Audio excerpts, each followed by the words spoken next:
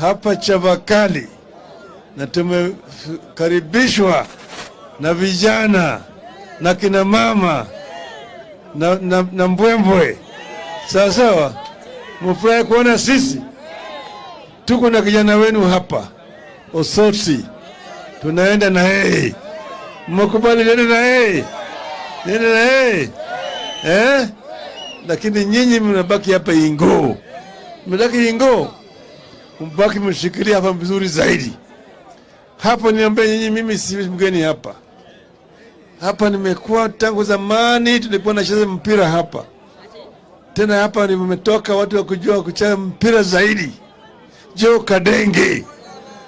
Kadenge, Elijah Donde, Shemshimoto, Okumumari, Wembe, Niva, Angana. Sote umetoka pande hii. Vijana ambao wanacheza mpira mpaka wameenda kwenye gosage wakati ile nyingine. Sio? Na pande ile nyingine vile vile napambana kutoka kule kwetu. Akina Ronge Bobby, Odura Poyo, Samuza Makati ya Kaloleni. Unajua haya? Sasa pande hii walikuwa nakuja wanaimba.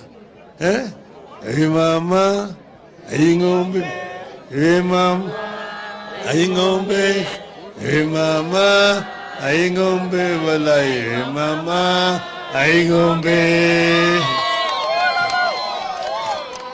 Na sisi tunaimba vile vile pande ile.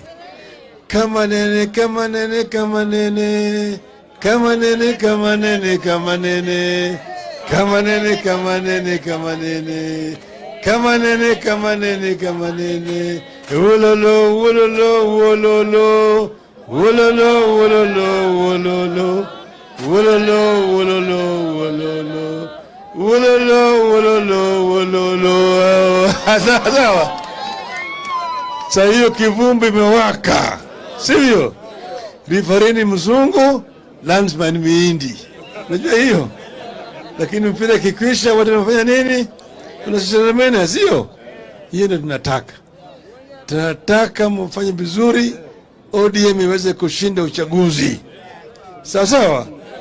Kwanza mashinani hapa chini, MCA ni ODM. MCA mbunge, women rep, senator, governor, rais.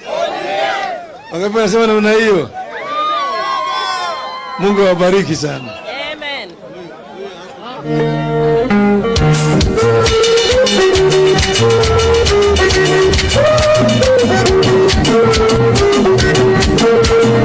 It seems that the ODM party has decided to come out with a new strategy, and this strategy is very alarming and is really sending a new frenzy across the social media. We have seen speeches from this summit of ODM in Western, and particularly they are hinting on some specific thing to be sure. One of them is that they are still strong and they have political ambitions for 2037. Some of these political ambitions were going to be very big, and they are going to be very bigger. And indeed, they are going to send shockwaves across the country.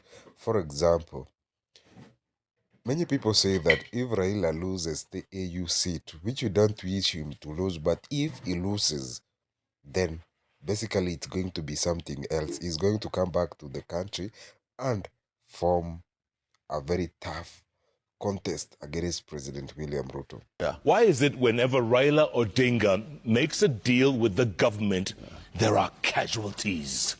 Why is that? You know, I have told you on several occasions on this bench, even when immediately after the 2013 elections, I told you, that it's not easy for us in Kenya to do without Raila. Raila has those people who are known as suicidal supporters. They're really true supporters. And these are the majority in this country, silently. Yeah. So if you win elections in this country and you want quietness in the country, you must have Raila around you. You remember last year, immediately after 22 elections during Labor Day. Yes. I did say, let's open up chances for Raila. If you can get a job at the African Union, let's set up an office for him. Let's get him doing something. Yeah. Let's keep him busy. Keep him busy. I'm happy the president went through that direction. because Raila is not just an ordinary politician. I saw another young upcoming politician in Western Province trying to argue, after I had advised him that please, for you to aspire to high heights, you need to respect people like Raila. Not only for their contribution or what they did for this country, but because of the support they have. And this is not the support that will die tomorrow or after it can live after 50 years after Raila. His support.